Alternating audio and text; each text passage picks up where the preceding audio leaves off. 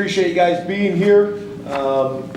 Just briefly recap a couple things from Washington and move on. Positives, we found a way to win the game, but also thought we got better. I thought that was important last week. We went into the game saying that we needed to eliminate running back number 1, who we had a ton of respect for going into the game. He ended up with 24 yards and 2.2 yards per carry. He was averaging 103 yards per game. And number 12 had 2 catches and 35 yards and 0 touchdowns. He was leading the Big Ten in receiving touchdowns with 9. There were 2 guys that we went into the game feeling like we had to be aware of those guys and limit their production. Thought the staff and the players did a great job of managing substitutions and situations. Having all those timeouts at the end of the half were important. Led to 14 points in the middle 8. And then I think probably the 2 most telling stats in the game. One dealing with the line of scrimmage. Our defense had 5 sacks and 9 tackles for loss, and our offense had 0 sacks and 0 tackles for loss. And then third down was the other one. We were 77% on third down. They were 30%. Areas for improvement, ball security. Can't work on that enough. We just have so much respect for that statistic. So making sure we're doing a great job of that. And then just making sure that whoever goes in the game plays up to the same standard. So that was kind of just some things I wanted to cover from the Washington game with you guys. From a Purdue perspective, Coach Walters obviously know his background really well. Really kind of got on the scene as the defensive coordinator at Missouri. Did a really good job there, and then did a phenomenal job as the defensive coordinator at Illinois. Now been the head coach there since 2022, and obviously, they've been aggressive in the transfer portal. I think they've gone and gotten 34 players out of the transfer portal. Some of the things, obviously, I think you guys are aware of, but coach is calling the offense, and as a defensive guy, I think that's impressive as well as challenging. I think a lot of it has to do with the defensive coordinator was with him at Illinois, and I think he probably has a lot of comfort, in that guy because they've worked together for a number of years. So if he was going to jump in and help, it was probably going to be opposite of that guy that he had the most confidence in. But he's calling the offense right now. They are based out of a spread offensive scheme, 11 personnel. They'll mix in a little bit of 12 personnel. We've been impressed with the Texas quarterback transfer, Hudson Card. The running back feels like he's been playing there forever. Maccabee, has been very, very productive back over the last couple of years. And then their tight end, number 86, Mac Clare, Those guys kind of stand out to us. And then on the defense, led by Kevin Kane again, who was the outside linebackers coach at Illinois and came with coach to be the defensive coordinator. Guys that stand out to us is safety number 31, Dylan Thieneman, number 4 DN linebacker Kadrian Jenkins, defensive end number 15 Will Helt, and cornerback number 10 Kendrick Breedlove. For you guys that are familiar with Illinois on defense, this is a team that is going to match your personnel probably as much as anybody we have played. Where they're different than a lot of teams is they'll go 4 down and 5 down. Usually you see 4 down and 3 down. They'll go 5 down. And had a lot of success with that at Illinois, and obviously that scheme is still with them. And then on special teams, Chris Petrilli, their special teams coordinator, and their punter we've been impressed with, Keelan Crimmins. He's another Australian punter transferred from Mississippi State, and is averaging essentially 45 yards per punt. So, the last thing I'd say before opening up questions is, I think the staff's done a really good job and the players understanding what we're trying to do, but of managing the 4-game restriction on redshirting. So you'll start to see some guys come available and play on special teams and offense, and play on special teams and defense over these last couple games. Some will be ready to go right now because they've only played 1 game. Some will probably wait till the next game to use, because the big reason for that is on special teams, it's hard for Coach Lustig to get a guy ready for 1 week and then he's not playing next week. We'd rather be able to have him for 3 games in a row or 2 games in a row, and then hopefully the postseason as well. So that is the plan, is try to work some of those guys in that have games available in the regular season. So open up the questions. Let's go to Rich Garcella, followed by Mark Wogenrich. Good afternoon, James. How are you? Good, Rich. You're in a different room. You're in the kitchen. This is the first time in 11 years you've been in the kitchen and not in that room with the green paint.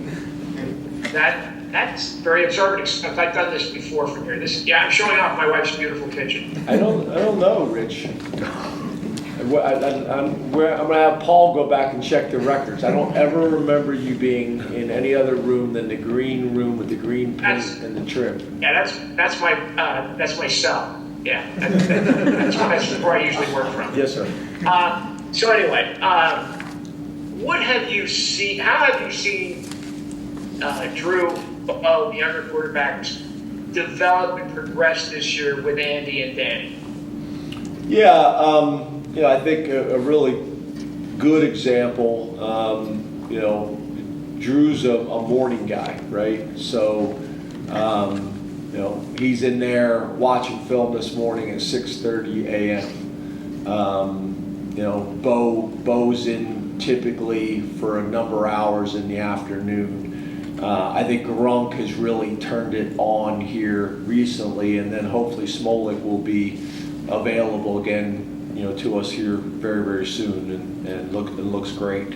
But I just think it's a combination, right? It's a combination of most of these guys, all of them, excuse me, are a year older. They're a year older in their college experience. They're watched a ton of film. In some ways, playing in multiple schemes is helpful. It's funny, I was listening to Jay Reed talk about it the other day, and the reality is there's things that Brent Pry did very well. There's things that Manny did very well. There's things that Tom Allen does very well. There's things like for a guy like Jay Reed that can learn from all of them, right? So I think if you look at our quarterbacks, there's a lot of similarities there in terms of what Danny's been able to do in his evolution as a coach, as well as the players. Andy's obviously done a really good job, and I think one of the things that's attractive to our quarterbacks, as well as the quarterbacks that we're recruiting, is it's probably more of a pro-style system in terms of the huddle, in terms of the play calls. Now, that's changed, right?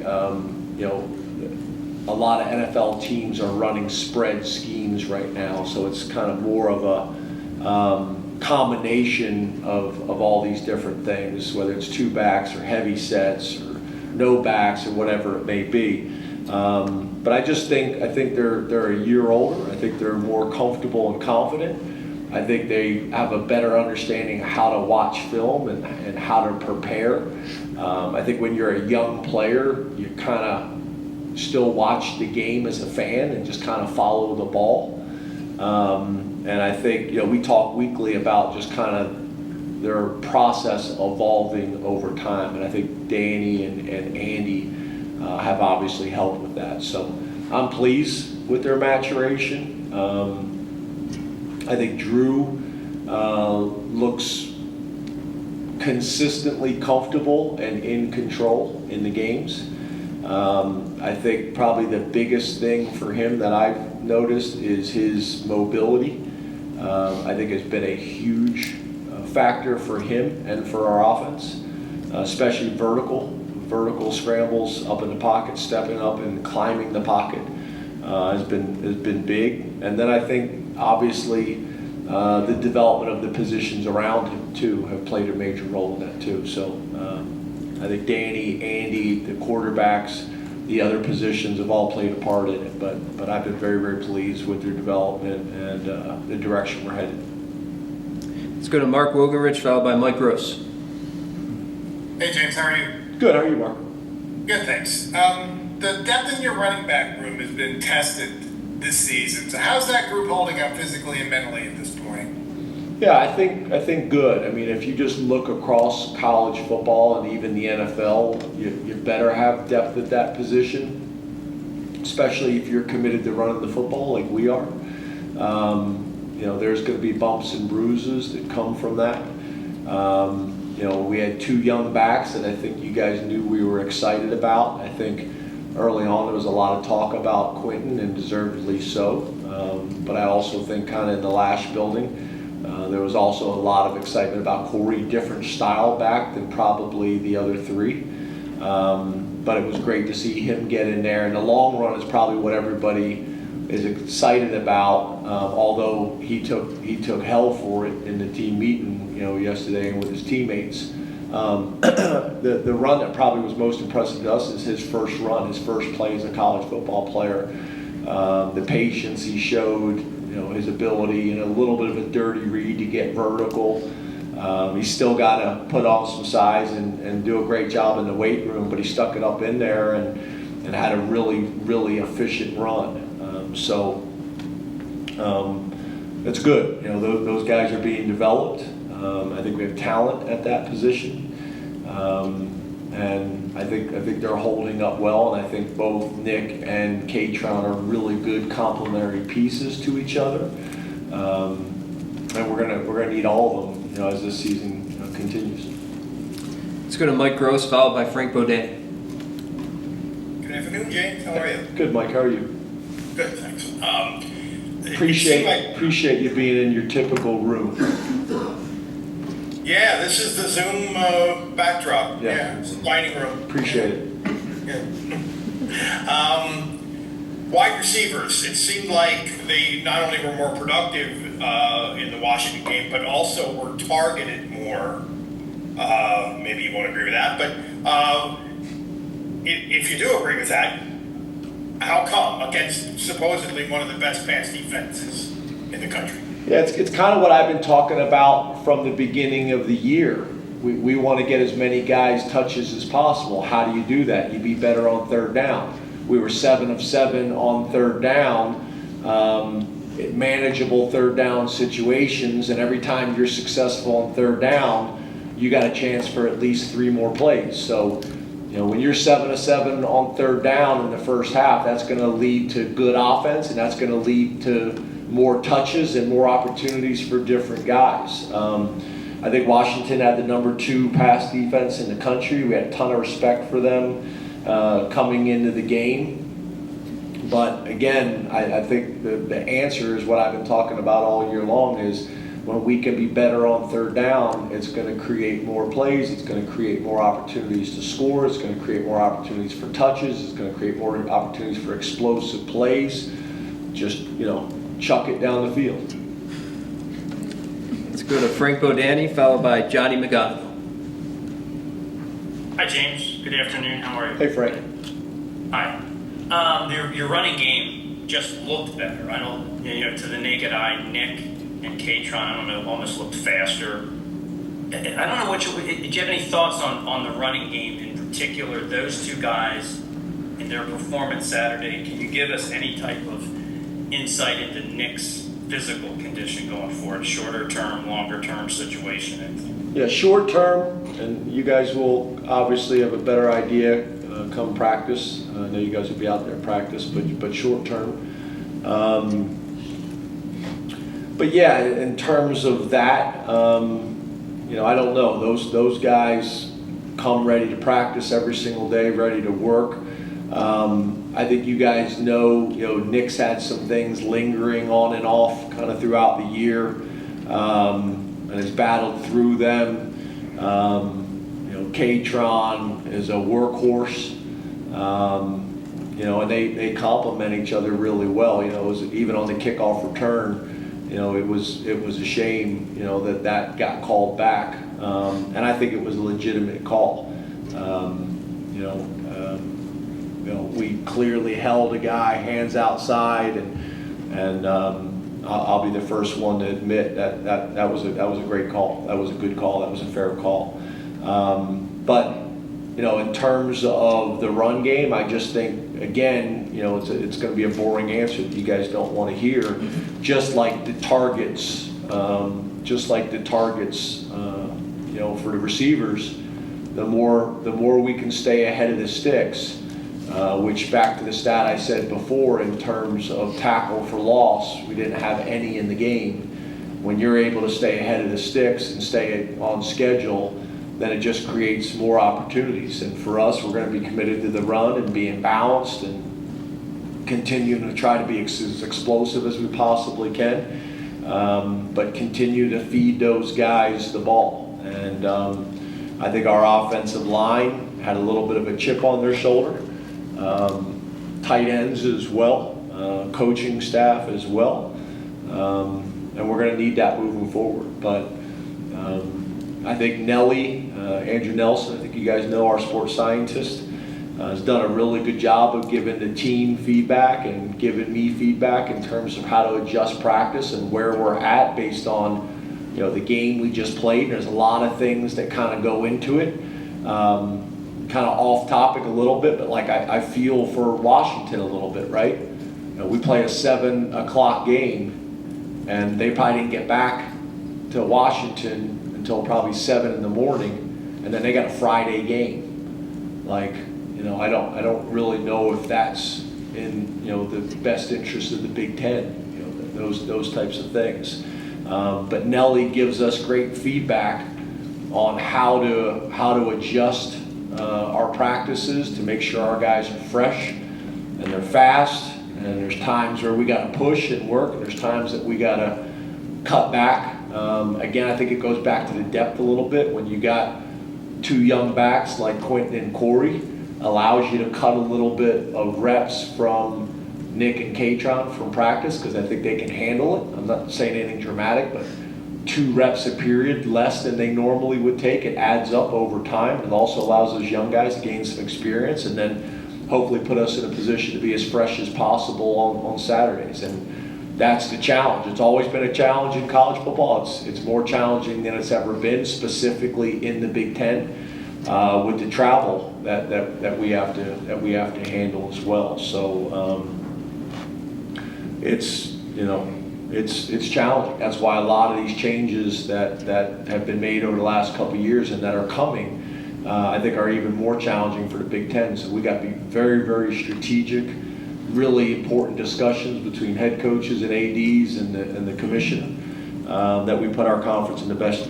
position to be successful long term. Let's go to Johnny McGonigal, then Neil Riddell. Good afternoon, James. How are you? Good, Johnny. How are you?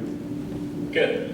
AJ Harris, at what point did you guys know he was going to be as productive and as good, in a man-to-man situation and everything that he's done for you guys so far? When did you kind of know that he was going to be that kind of player for you? Yeah, I think Terry's done a really good job.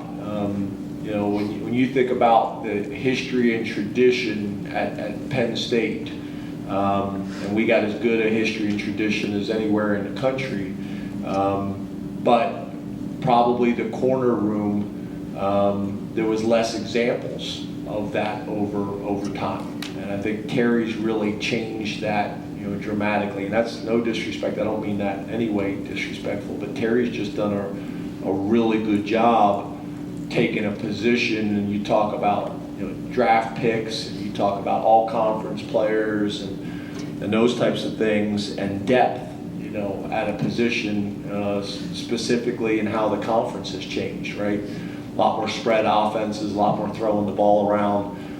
Terry's done a phenomenal job. So whether it's high school guys that we have developed, or whether that's going out in the transfer portal, as you guys know, we're not a big transfer portal team, but look at it a little bit like junior college recruiting used to be. Go out and fill an immediate need, or just bring some veteran leadership into the room. AJ's a little bit different because you're talking about bringing a guy in as a redshirt freshman, which is unusual, typically from the transfer portal. But obviously, you know, if you look at Kimber as well as him, Kimber played a ton of football in the SEC. And then, you know, we talk about AJ, just a very, very highly recruited young man that we were involved with out of high school.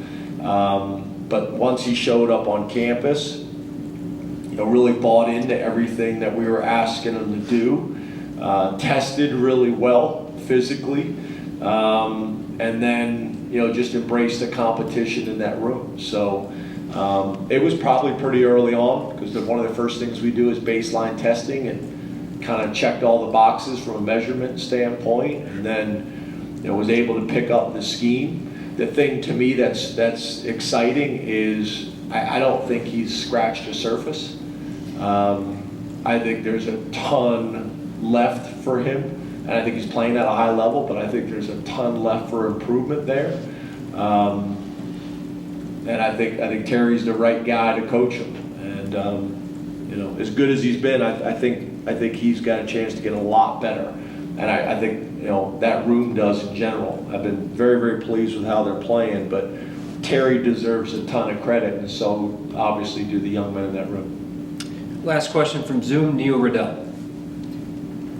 Hi, James. Hey, Neil. I was wondering, you touched on this a little bit, but relative to the injuries and length of season, are you purposely cutting back the time of practice much at this time of the year? Yeah, we always do. So we start to cut back in terms of the type of equipment we wear at practice. We make modifications there. You know, in terms of the type of drills that we run in practice, typically they go hand in hand with the type of equipment you wear, the amount of reps at practice, the amount of time out at practice, and then also the amount of full speed reps compared to jog through reps. All those things gradually get adjusted over time. Nothing dramatic, it's just gradual reduction. As you know, at the end of the day, you know, you still need the reps to make sure you're prepared to play the game, but there's also a cumulative effect that builds up over time as well. So, yeah, we gradually make adjustments. Those adjustments, you know, one of the things that I constantly challenge Nelly on and Chuck on is that everybody's got to make adjustments, right? So, like, I got to make adjustments with the practice shell. Well, the strength coach needs to make adjustments in the weight room. The coordinators need to make adjustments. The position coaches need to make adjustments. We need to make adjustments with the veteran players who played a ton of football, or the high rep guys from the previous game. All those things factor in, and as the head coach, what I have to make sure is happening is that everybody's doing that. Because what happens is the position coach doesn't want to give up any of his time. He wants the strength coach to reduce it. The strength coach doesn't want to touch any of his time. He wants it to come out of the position, you know, individual, and so on and so forth. So everybody's got to be on the same page and coordinated that we're doing what's in Penn State's best interest and what's in the players' best interest. On the right, Mark. Hey, James, thanks for your time. You too. Jim, you talked a lot about Hakeem Beamon and everything that he kind of been through and overcame. Is there anything you can share with us with respect to him no longer being on the team, and how do you think that position fared without him being there against Washington? Yeah, he's no longer a part of the program. I love Hakeem, love his mom. Been probably over 7 years from the high school recruiting process, and ups and downs and twists and turns and smiles and tears and everything in between. Graduated from Penn State, very, very proud of that for him, and did a bunch of good things on the field, but he's no longer a part of the team. In terms of the room, I thought guys stepped up. It was really cool to see some guys in there, whether it was Vicky Mupoye or whether it was Caleb Artis. Really cool to see those guys, be able to get in there and get some work. Guys that have worked really hard. If you look talking about some other guys, that we've had discussions about. Xavier Gilliam is a guy, just kind of looking at the chart here. I think we tried to hold so that we would have the ability to be able to play him moving forward, but he's a guy that we got a lot of excitement about in the program. I think Alonzo's, impact, guy that we weren't sure exactly what we had, but is continues to trend in the right direction as he's getting more and more healthy and playing himself back into shape. I think at one point he was about 325 pounds. I want to say he's about 305 right now and moving really well. So good, I think obviously Devon and Zane, kind of lead us in there. Keziah is a guy that we didn't have last week, which magnified it. Keziah was out last week. We expect to have him back, but that magnified it. There are 3 veteran players that have played a ton of football for us, and we're going to need them to continue to play well as these other guys continue to grow. But I would also view Alonzo as a veteran player for us now. So we got 4 D tackles that I think it's really kind of the position you want to be in, to have 4 guys that you feel really good about, and then a battle for that 5th position with some young developmental guys, hungry. Up front in the middle, Seth. Hey, Seth. James, you talked about getting some freshmen, some more playing time over the last 3 games. Does that change at all, the green light, yellow light chart? And who are some of those true freshmen that you feel, maybe most confident in playing a decent amount? No, the way we look at the green, yellow, red, that's kind of, green is in terms of you're burning their red shirt. Yellow, you're trying to hold their red shirt if you can, and red shirt is a guy that most likely is going to red shirt, and all those things can change based on injury. What I'm saying is, we manage this, that now we should be at this stage, a lot of these guys be able to play and still be able to keep their red shirt. I think Max Granville is a good example. We had decided, I guess in some ways to green light him in terms of if we needed him to win, he was going in the game. But we weren't just going to put him in if he wasn't necessarily needed. So we were fortunate over the last couple games to be able to get through those games and not have to play him. Because what I'm very sensitive to is you put a guy in for 3 plays. Once you're going to play a guy, there's got to be a commitment throughout the program on special teams, with the coordinators and with the position coach, that the kid and their parents feel like at the end of the year it was worthwhile. It was in everybody's best interest. So some guys, that I would say fall in that category right now is Corey Smith and Tyseer Denmark, Egan Boyer and Donnie Harbour, Xavier Gilliam, Max Granville, Jalen Harvey, Anthony Specca, Belgrave Shorter, Woosley, and Mitchell. Some of those guys, it'll be this game. Some guys, it'll be next game. But the guys that have only played in 1 game, they're good to go. The guys that have played in 2 games, we'll probably try to hold them for another game. I think, Terry's a pretty good example with Kenny and John. He rotates them every other game.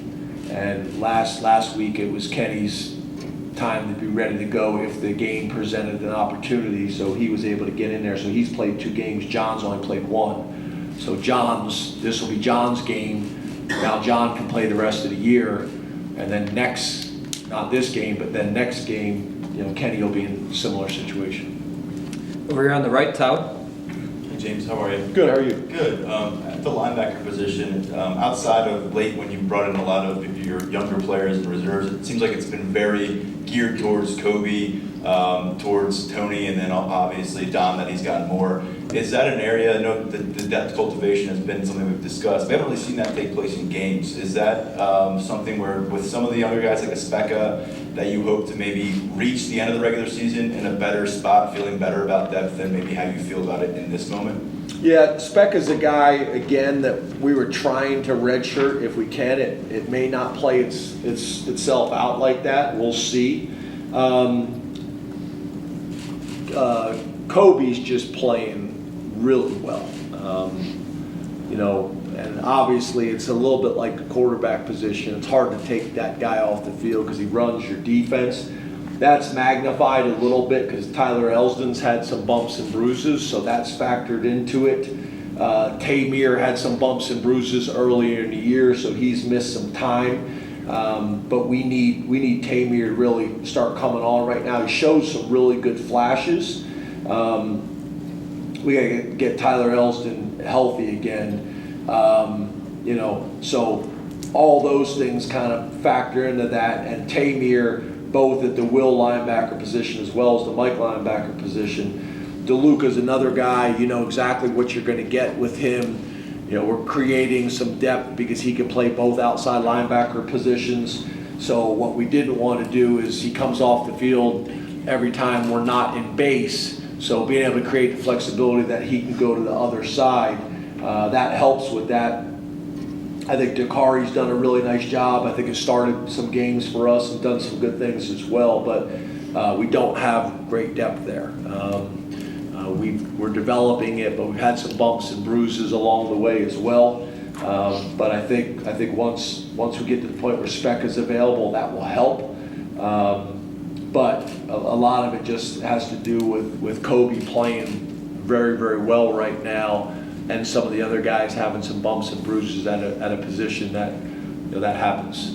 Very similar to kind of what we talked about at running back. Over here in the middle, Max. Hey, James. Hey, Max.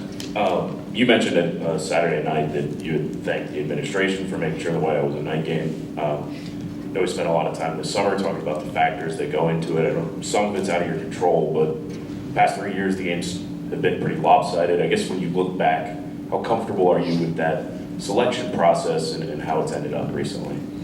Yeah, as you guys know, we spent a lot of time talking about and working towards, as players and coaches, controlling the things that you can control. So I'm not going to spend any energy on time on things that are outside of my control. I think our football program and the administration have made it very, very clear in what we'd like to do and how we'd like to do it. And that's all we can do. That's all we can do. I do think part of the reason the games have been a little bit lopsided is because of the crowd and because of the environment. That plays a factor. Home field advantage is a real thing, and when that's the whiteout, it's even more so. It creates a real challenging environment, specifically on offenses. But we will make our case with what we'd like to do and how we'd like to do it, but we're going to need cooperation from others to make that happen. Over here on the left, Mike. Hi, James.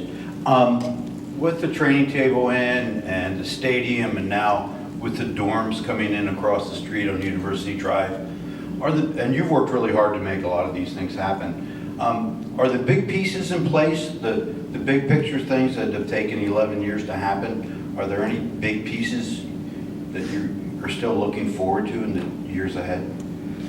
Well, what I will say is, number one, I'm appreciative of all the work that's gone in over our 11 years. One of the things I'd like to show you guys at some point is we've taken before and after pictures of everything. And I think back all the way to standing on that turf practice field, and my back was up against the fence, and you guys were asking me questions. A lot of the same people in the room were asking me questions about facilities and and that was a battle when I first got here. The turf, we weren't allowed to use the turf because it hadn't been replaced in 10 years, our turf field. So I'm very, very proud of the progress that we have made. I'm very, very appreciative of the board leadership over my 11 years here. I'm very appreciative of the presidents over my 11 years here. I'm very appreciative of the ADs. I will say this, in the last, I guess it's probably been 3 years with Neely and Pat and Matt Schuyler, and now pretty soon Kleppinger. It is changed. And again, very appreciative of the support that we've gotten over 11 years, but I would say in the last 3 years it's been different, and I would say specifically in the last year and a half it's been different, because the first year and a half when you get on campus you're just trying to kind of figure it all out, and once they were able to figure it all out, we are getting the type of support at a level that I think this place demands and should have. But we are getting the type of support in the last year and a half through those people that we have not had here. So is there still things to be done? Yes, yes. We'll be saying that for the rest of our time here, is because you guys know it's constantly a moving target, but I think that was the problem, right? When you stop trying to get better on a daily and a yearly basis, and you're not bold and aggressive with those things all the time, you can fall behind, and you can fall significantly behind. So yeah, there's still a lot of things that we have to get done, but we are closer, not even close, we are closer than we have been in my 11 years here. Not even close from a support standpoint and from a commitment standpoint. Last question in the back, T. Frank. And again, that is a credit to Neely Bendapudi, Matt Schuyler, Kleppinger now, and clearly Pat Kraft. Clearly Pat Kraft, walk-on linebacker in the Big Ten, who approaches his job like that every single day. T. Frank? And I mean that with the total respect. Good afternoon, Jason. All the way back here. T. Frank, how are you? Good. How are you? Great. We've talked a lot about depth and playing freshmen and things today, but I'm curious, from the way that you've played games so far this year, there have been plenty of lopsided victories, but the game flow hasn't really presented an opportunity for like a third quarter to get a bunch of players into the game, and more importantly, get your starters out of the game earlier.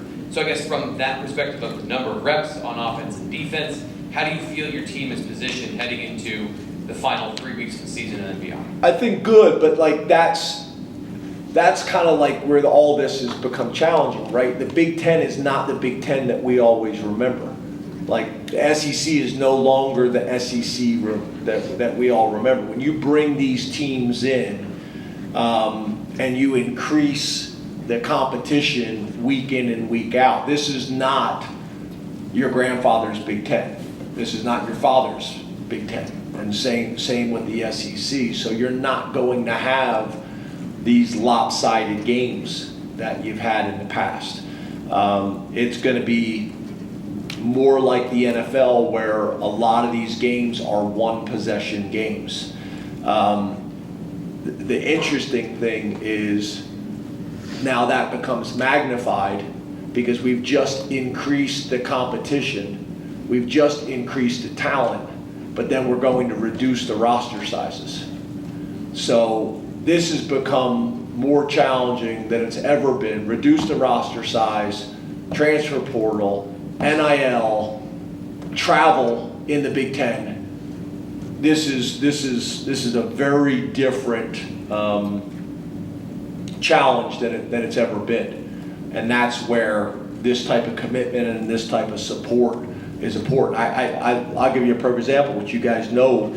You know, I had Kevin Threlkill doing an ongoing study throughout the season of West Coast teams that have traveled east and East Coast teams that have traveled west. What's the win percentage? What was their travel plans? How did they travel? Where did they practice? Where did they stay? All these things. It is critical. And then you better have the support to be able to do it from your athletic administration. You better have your support on campus as well in terms of when you can travel and how you can travel. There's so many things that go into it. So I think we're positioned fairly well right now because we've been very, very strategic.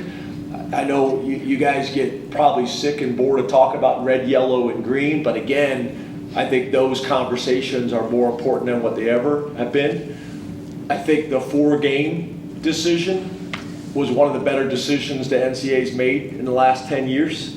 I think we will probably get to a point where there'll be 5 years of eligibility because if you're going to reduce the roster size, I don't know how you do that and still redshirt guys. And then it also takes away the problem that you're seeing in college athletics and specifically college football where guys are coming in and telling you they're redshirting. You know, if you have 5 years of eligibility, that takes away that dynamic for the player, it takes that dynamic away for the coach. And I think that's something that's going to happen. That's been something that's been talked about for a long time in college athletics and specifically football. But I think that's going to come to a head here sooner rather than later, in my mind, in the conversations that I'm a part of in the Big Ten and with the AFCA. Thank you very much, Coach. Thanks. Thank you.